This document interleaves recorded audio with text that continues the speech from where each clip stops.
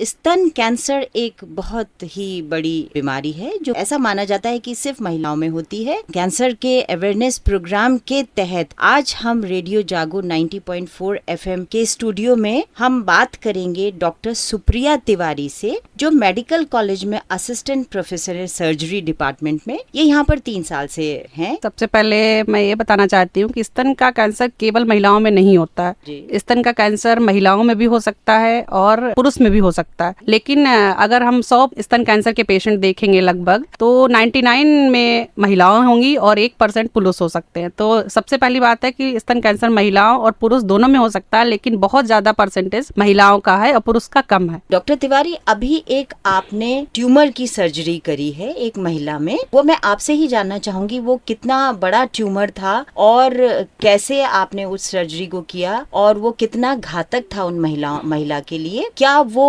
Cancer वाला tumour था या नॉन कैंसरस था, ये आप रेडियो जागो 90.4 एफएम के माध्यम से हमारे श्रोताओं को बताइए। एक अभी हमने रिसेंटली सर्जरी की है, 58 ईयर फीमेल लगभग थी। उसको बहुत बड़ी सी ब्रेस्ट में गांठ थी लेफ्ट साइड में और बहुत दिनों से थी। एक बार वो अभी 5-6 महीने पहले वो ऑपरेट भी करा चुकी थी, लेकिन फिर से उसको बहुत बड़ी गांठ हो गई।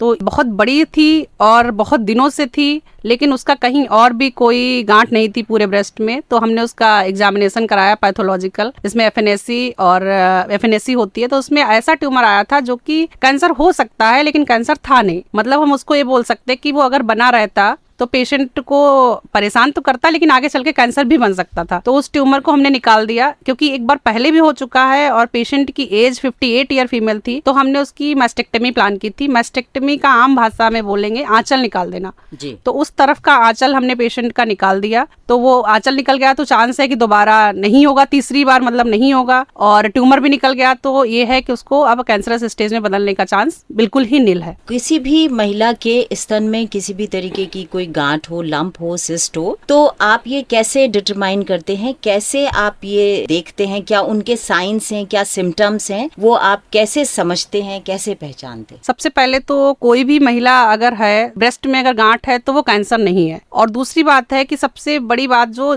एज है पेशेंट की, वो डिटरमाइन करती है कि ये गांठ कितने % चांस है कैंसर होगा या नहीं होगा। जैसे जो ओल्ड एज के पेशेंट है या जिनकी माहवारी ओवर हो गई है, जिसको हम लोग मेनोपॉज स्टेज बोलते हैं, माहवारी बंद हो गई है, उनमें कोई पेशेंट, उसकी उम्र लगभग 40-45 होती है आम भारत में। तो अगर उस समय कोई पेशेंट आई ब्रेस्ट लंप के साथ, तो हम उसको एग्जामिन करेंगे। सिर्फ हम देख के या पेशेंट देख के या सिर्फ लंप देख के हम डिसाइड नहीं कर सकते कि कैंसर है या नहीं है। फिर हम उसके आगे इन्वेस्टिगेशन कराएंगे। लेकिन अगर 40 से नीचे हमारे पास पेशेंट आ रही है और उसको ब्रेस्ट लंप है, तो हम उसको ये भी कह सकते हैं कि पहले हम जांचें कराएंगे। और बहुत मतलब कितने %, जैसे यंग एज में हमारे पास बहुत सारी पेशेंट आती है 20 साल से के आसपास, जिनको ब्रेस्ट में छोटी छोटी गांठें होती हैं। वो सबसे पहले इसी बात से परेशान हो जाती हैं। और हमारे पास, हमने यही हरदोई में ही देखा है, हमारे पास पेशेंट आती है और कहती है कि मेरी गांठ आंचल में हो गई, मेरी मम्मी कह रही है हमको कैंसर है और हम मरने वाले हैं। तो सबसे पहले तो ये हम एफएम के थ्रू बताना चाहते हैं कि सबसे पहले जिस भी मरीज के ब्रेस्ट में गांठ है, वो जरूरी नहीं कि कैंसर हो और वो जरूरी नहीं कि मरने वाली हो। तो सबसे पहले आप डॉक्टर से कांटेक्ट करें, फिर आगे हम सारी जांचें करा के हम दिखवा के देखेंगे, तब बता सकते हैं कैंसर है कि नहीं। अगर मान लो बाई चांस 1% कैंसर आ भी गया तो वो भी क्योरेबल है, अगर आप सही समय पे आ गए तो। डॉक्टर साहब, ये बताइए ऐसी कौन सी महिलाएं हैं, क्या क्या कारण हैं कि जिनको किसी भी तरीके की गांठ, चाहे कैंसर वाली हो चाहे बिना कैंसर वाली हो सकती है? जो महिलाएं नलीपेरस, एक हमारे में शब्द है नलीपेरस मेडिकल टर्म, जो महिलाएं बच्चों को जन्म नहीं देती, अपनी पूरी लाइफ एक्सपेक्टेंसी में बच्चों को जन्म नहीं दिया है, उनको ज्यादा चांस है कैंसर होने का। या जो महिलाएं बच्चों को, अपने खुद के बच्चों को या बच्चों को स्तनपान नहीं कराती हैं, उनको ज्यादा चांस है कैंसर होने का। या जो महिलाएं ओबेसिटी हैं, जिनको मोटापा बहुत ज्यादा है अत्यधिक, उनको कैंसर होने के ज्यादा चांस है। या जो भी महिलाएं किसी भी फॉर्म में गुटखा, तम्बाकू, बीड़ी, सिगरेट ये सब पीती है, उनको ज्यादा चांस है। या जो भी मदिरा पान करती हैं, अल्कोहलिक, उनको ज्यादा चांस है कैंसर होने का। और फिर एक जेनेटिक भी कॉज है कैंसर होने का, फैमिली हिस्ट्री, यानी आपने बताया कि वो भी एक बड़ा कारण है। आपने बताया पुरुषों में भी ये हो सकता है, कितने % चांसेस हैं पुरुषों में? पुरुषों में भी ब्रेस्ट कैंसर हो सकता है, लेकिन बहुत कम होता है। जैसे 100 टोटल ब्रेस्ट कैंसर के पेशेंट है तो उसमें 1% चांस है, एक पुरुष का चांस है कि जिसको ब्रेस्ट कैंसर हो सकता है। अब हम बात करेंगे थोड़ा सा सेल्फ एग्जामिनेशन की। अपने आप हम ये घर पे रहते हुए शुरुआती स्तर पर हम कैसे ये समझ सकते हैं कि किसी भी तरीके की गांठ है और उसको समझ के हमें डॉक्टर के पास जाने की जरूरत है, किसी भी महिला को, किसी भी लड़की को? सेल्फ एग्जामिनेशन ये बहुत जरूरी है। और सेल्फ एग्जामिनेशन का मतलब है अपने आप अपने ब्रेस्ट को एग्जामिन करके देखना कि कोई दिक्कत है कि नहीं है। इसके बारे में बहुत जरूरी बताना है कि सेल्फ एग्जामिनेशन हर फीमेल को जो 20 साल से ऊपर हो गई हो उसको सेल्फ एग्जामिनेशन करना जरूरी है। और ये पेशेंट अपना सेल्फ एग्जामिनेशन घर पे कर सकता है, घर के करने के बाद फिर चाहे हो कोई दिक्कत चाहे ना हो, लेकिन सेल्फ एग्जामिनेशन करना जरूरी है। ये सेल्फ एग्जामिनेशन करने के लिए किसी लड़की या किसी महिला का कोई खास समय है,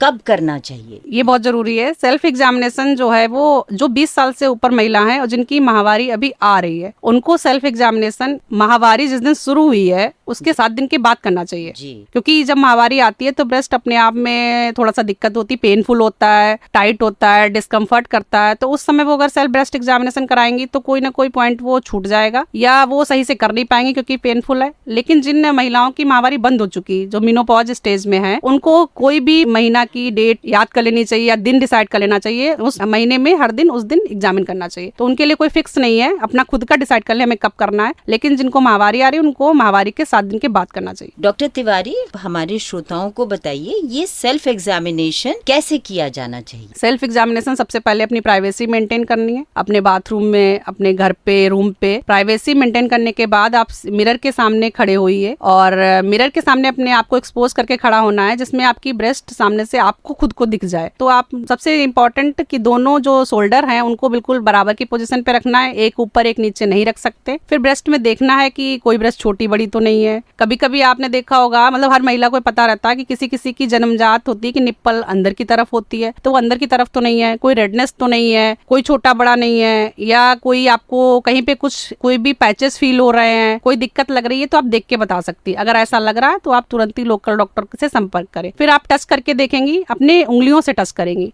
आप उसको पकड़ पकड़ के नहीं देखेंगी क्योंकि आप अगर पकड़ के देख रही हैं ब्रेस्ट बार बार तो हर ब्रेस्ट अपने आप में लंपी फील होता है, मतलब लंप जैसा लगता है। तो आप उसको अपनी फ्लैट हाथों से देखेंगी। अगर आपको कहीं कोई भी, चारों तरफ पहले घुमा के देखना है, कोई भी अगर आपको गांठ फील आ रही है या आपको लग रहा है तो आप तुरंत डॉक्टर को संपर्क करें और दिखवाएं कि वो खतरे वाली है कि नहीं है। जी, क्या महिलाओं को, लड़कियों को क्या रूटीन रेगुलर स्क्रीनिंग करानी चाहिए क्लिनिक में या किसी भी जांच वाली सेंटर में जा करके? सेल्फ स्क्रीनिंग तो हर महिला के लिए इम्पोर्टेंट है जो बताया, लेकिन अगर आपको कोई लंप कुछ फील हो रहा है तो आप डॉक्टर के पास जाएं, या जो महिलाएं जिनके घर में पहले से हिस्ट्री है फर्स्ट जनरेशन, सेकंड जनरेशन में या ब्लड रिलेशन में कि हमारे घर में कैंसर है, ब्रेस्ट कैंसर या कोई और भी कैंसर, उन महिला को जाके एक बार डॉक्टर से राय लेनी चाहिए। फिर वो डिसाइड करेंगे इसकी स्क्रीनिंग करानी कि नहीं करानी। जी, स्क्रीनिंग हो जाती है। अब माना किसी महिला के स्तन में गांठ निकलती है तो उसके बाद में आप उसका ट्रीटमेंट कैसे डिसाइड करते हैं कि क्या इनका ट्रीटमेंट होने चाहिए, क्या क्या ट्रीटमेंट हो सकते हैं, और ये डिटर्मिनेशन, ये डिसाइड किस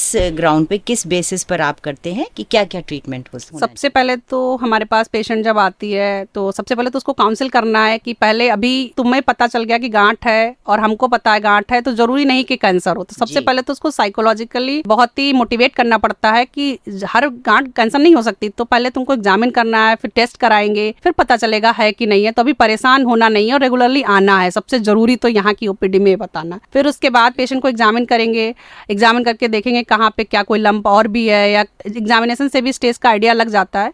तो हम उसको पूरा एग्जामिन करने के बाद फिर इन्वेस्टिगेशन कराएंगे। अगर यंग एज की, मतलब लेस देन 30 ईयर फीमेल है तो उसमें हम एक्सरे मेमोग्राफी करा सकते हैं। और जो लंप अगर हमें फील आ रहा तो एक पैथोलॉजिकल जांच होती है FNAC, वो करा सकते हैं। फिर उसमें जो आएगा तब हम आगे उसको प्लान कर सकते हैं ट्रीटमेंट के लिए, किसमें कौन सा ट्रीटमेंट देना है, कौन सी स्टेज है, उस हिसाब से ट्रीटमेंट प्लान होगा। यानी कि सेल्फ एग्जामिनेशन करना बहुत जरूरी है। उसके बाद अगर कुछ भी फील होता है या नहीं भी फील होता है तो डॉक्टर के पास रेगुलर बात करने के लिए जाया जा सकता है। अगर फैमिली हिस्ट्री है हाँ, तब तो जरूर जाना चाहिए, ऐसा आपने बताया। अभी आप जिक्र कर रहे थे मेस्टेक्टमी, एक आपने सर्जरी का नाम आपने लिया था जी। ऐसे कौन कौन सी सर्जरी आप सोचते हैं आप अपने पेशेंट को करते हैं, और उनको विस्तार से बताइए क्या है, और इन सर्जरी से, इन ऑपरेशन से कितना, क्योंकि सर्जरी के नाम ही अपने आप में बहुत डरा देने वाला होता है, तो पेशेंट को कितना इसमें क्या डरने की जरूरत तो नहीं है ना? बिल्कुल।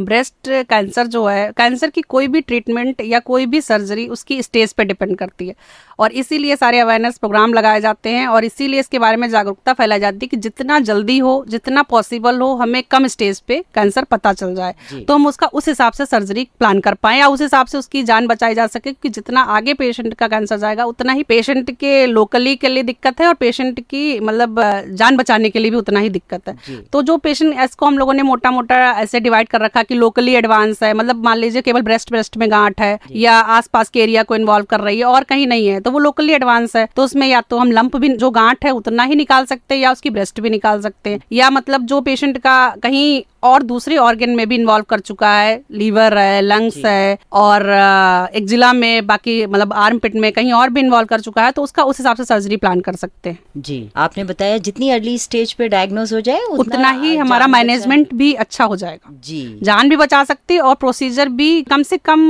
स्टेज पे पता चलेगा तो चीजें मैनेज हो जाएंगी, पेशेंट की जान के लिए भी अच्छा है, लोकली एडवांस है तो वहीं पे सेंटर पे भी अच्छी जगह पे भी हो जाएगा, रेडियो कीमो के चांस हैं कि वो कैसे कर पाएंगे, तो सारी चीजें सिर्फ स्टेज वाइज डिपेंड करती है। स्टेज वाइज आप डिसाइड करते हैं कि कौन सी सर्जरी आप ऑप्ट करेंगे। सर्जरी कई टाइप की होती है, जैसे मैस्टेक्टमी, अभी शब्द बोला, मैस्टेक्टमी सिंपल मैस्टेक्टमी होती है, मॉडिफाइड रेडिकल मैस्टेक्टमी होती है। सिंपल मैस्टेक्टमी में केवल आंचल निकालते हैं, जो अभी मैंने अभी अपने पेशेंट का किया, क्योंकि उसका कहीं भी लोकली एडवांस नहीं था, कहीं भी कोई भी फैला नहीं था, तो सिंपल हमने उसका आंचल निकाल दिया एक साइड का। मॉडिफाइड रेडिकल मैस्टेक्टमी में हम जो आर्म पिट होती है, मतलब एक्जिला उसको हमारी टर्म में बोलते हैं, बगल में, तो बगल तक उसका पूरी सारी गांठें निकालते हैं, ये मॉडिफाइड रेडिकल मैस्टेक्टमी होती है। उसके बाद हम उसको कीमो, रेडियो, इसके लिए पेशेंट को प्लान करते हैं। अगर कैंसर है तो, अगर कैंसर नहीं है तो इन सब ट्रीटमेंट की कोई जरूरत नहीं होती है, सिर्फ आप सर्जरी करके गांठ निकाल देते हैं और इलाज वहाँ खत्म हो जाता है। क्या एक बार गांठ निकालने के बाद क्या दोबारा गांठ आने की चांसेस होते हैं? हाँ, जरूरी है, क्योंकि 2 ब्रेस्ट है हमारे पास जी। दूसरी ब्रेस्ट में गांठ आ सकती है, पहली बात।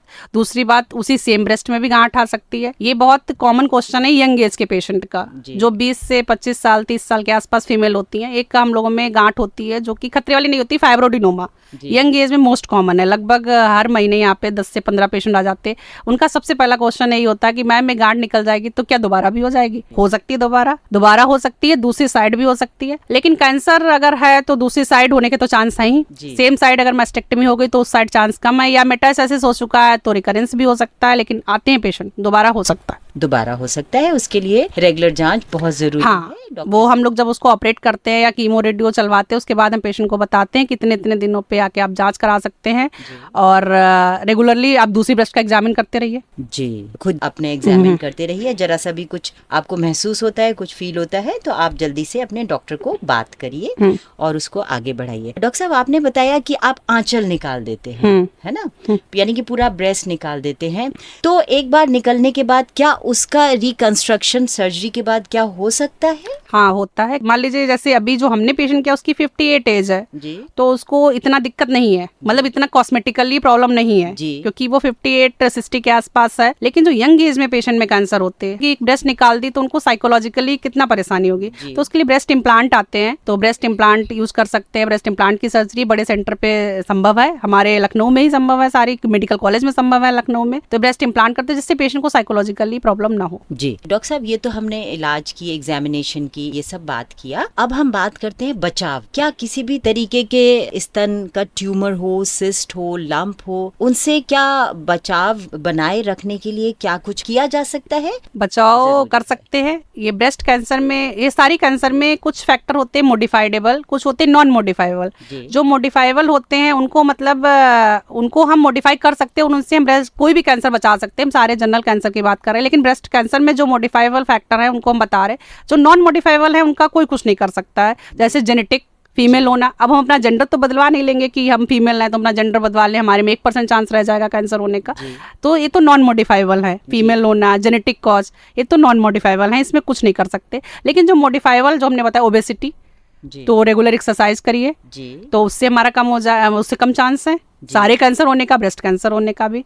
दूसरा जो बताया था कि ब्रेस्ट फीडिंग जो फीमेल नहीं कराती किसी भी वजह से, उसमें कैंसर होने के चांस ज्यादा थे, तो वो कम ब्रेस्ट फीडिंग ज्यादा से ज्यादा कराना है। मतलब 1 साल तक तो ब्रेस्ट फीडिंग रेगुलरली सारी फीमेल्स को करानी, तो उससे आप कैंसर से भी बच सकते हैं, आप मोटापे से भी बच सकते हैं, और आप अपने बच्चे को सही न्यूट्रिशन भी दे सकते हैं। तो ब्रेस्ट फीडिंग के बहुत सारे फायदे हैं, वो तो अलग ही टॉपिक है, लेकिन ब्रेस्ट फीडिंग से एक सबसे इंपॉर्टेंट फायदा है कि आप कैंसर से बच सकते हैं। बाकी जो धूम्रपान था, अल्कोहल और बीड़ी सिगरेट, इसको मॉडिफाइबल फैक्टर है, इनको अगर आप नहीं लेंगे तो कैंसर के चांस कम है। जी, यानी कि हम अपने लाइफस्टाइल को सुधार करके जी, और रेगुलर एक्सरसाइज करके, स्तनपान करा सबसे के important। माँ बनना तो एक बहुत ही अच्छा अनुभव है जिंदगी का।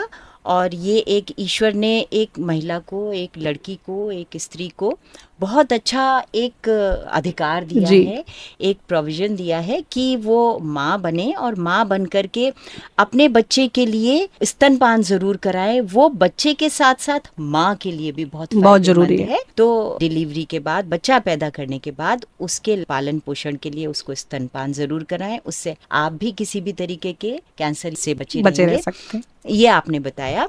एक्सरसाइज के साथ साथ डाइट का कुछ खान पान को व्यवस्थित करके भी हम किसी भी तरीके के ट्यूमर कैंसर से बचने की कहीं कुछ परसेंटेज गुंजाइश है? हाँ, ये तो पूरी बॉडी के लिए है कि हाई फाइबर डाइट है, उसको खाने से हम थोड़ा सा अपने जो इंटेस्टाइनल कैंसर है उनको भी कम कर सकते हैं। और ओबेसिटी, देखिए ओबेसिटी कॉज है, तो जो भी चीजें ओबेसिटी बढ़ाती हैं उन सबको खान पान में कम कर देंगे, तो फिर हमारा ओबेसिटी नहीं बढ़ेगी, तो कैंसर के चांस, ब्रेस्ट कैंसर के चांस कम हो जाएंगे। हरी पत्तेदार सब्जी खाना है, हाई फाइबर डाइट हो जाएगी, और प्रोटीन, हाई प्रोटीन डाइट, ये सब खाने से हमारे ब्रेस्ट कैंसर के भी चांस कम हो जाएंगे, फैटी चीजें कम खाने से। और तो ओबेसिटी कम होगी, हमारा शरीर फिट रहेगा, तो ब्रेस्ट कैंसर होने के चांस भी कम है। जी, ये सारे मॉडिफाइबल फैक्टर है, हमारी भाषा में इसको बोलते हैं, इसको हम मॉडिफाई कर सकते हैं। जो हम मॉडिफाई कर सकते हैं वही हमें बचाव की तरफ ले जाते हैं। जी, यानी बचाव सबसे ज़्यादा ज़रूरी है किसी बीमारी से दूर रहने के लिए। अगर हम अपने लाइफस्टाइल को, अपने खान पान को सुधार लें, रेगुलर एक्सरसाइज करें और अपने वेट को मॉनिटर करते रहें, ध्यान रखे रहें, तो हम ट्यूमर जैसी बीमारी से दूर रह सकते हैं। डॉक्टर सुप्रिया तिवारी, हमें बताइए, जब सेल्फ एग्जामिनेशन में कोई गांठ, कोई सिस्ट, कोई लंप अगर किसी भी लड़की को या महिला को महसूस होता है, तो वो आपके पास जल्दी से आए या जल्दी से नहीं आती हैं, तो आप इस विषय में क्या कहना चाहते हैं? क्योंकि अभी हम लोगों ने बात की कि ब्रेस्ट में ज्यादातर लंप जो होते हैं वो पेनलेस होते हैं, मतलब दर्द रहित होते हैं। जी, तो दर्द रहित होते तो मरीज जो है तो वो डॉक्टर के पास जाने को टालते रहते हैं कि हम, कोई दिक्कत तो है नहीं तो डॉक्टर साहब इसलिए दिखाया नहीं, जब कोई दिक्कत नहीं थी तो इसलिए आपको दिखाया नहीं, अब दिक्कत हो रही, अब ये बढ़ रहा है तो इसलिए हम आपको दिखाने आए।